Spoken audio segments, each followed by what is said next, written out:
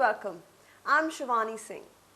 In geopolitics, theft is often in the eye of the beholder. Following the January 3rd capture of Nicolas Maduro, Donald Trump has made a bold claim. He says he is simply taking back what was stolen from America. On social media, the number being tossed around is $500 million. Critics call it a 19th century land grab, and the White House, it calls it restitution. But what are the facts? Did the US just steal $500 million in oil money, or is this a legal settlement of a 20-year-old debt?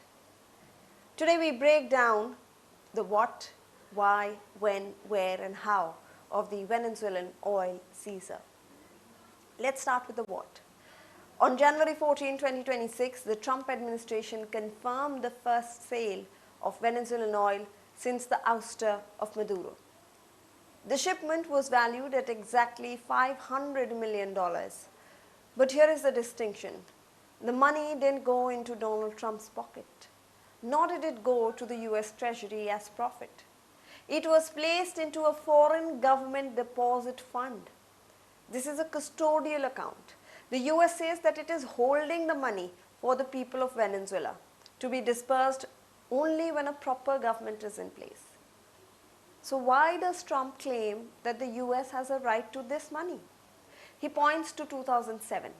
Back then, Hugo Chavez had nationalized Venezuela's oil industry. He seized the rigs, the platforms and the fields belonging to US giants like ExxonMobil and ConocoPhillips. But let's look at the legal fine print. International tribunals did rule that Venezuela owed these companies billions, $1.6 billion to Exxon and nearly $9 billion to ConocoPhillips. However, there is a massive factual leap in the president's rhetoric.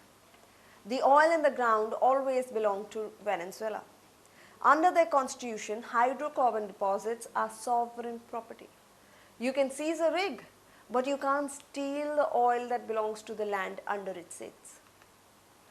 By claiming the oil itself was stolen from America, the White House is stretching the truth to fit a finders keepers policy. So when did this happen? The sale was finalized just 11 days after Maduro was taken to New York to face charges. And where is the money now? This is the most controversial part. Reports indicate that the main account is located in Qatar. Why Qatar? Because it's considered a neutral financial zone by parking the $500 million there. The Trump administration can prevent international creditors, like people Venezuela owes a total of $170 billion, from suing to get their hands on the cash. On January 9th, Trump signed an executive order specifically prohibiting any judicial process against these funds. He has essentially built a legal moat around the oil money so that only the US government can decide who gets paid. So how is the US justifying running the oil industry of another country? The administration's logic is simple: stabilization. Energy Secretary Chris Wright has indicated that the US will sell Venezuelan oil indefinitely.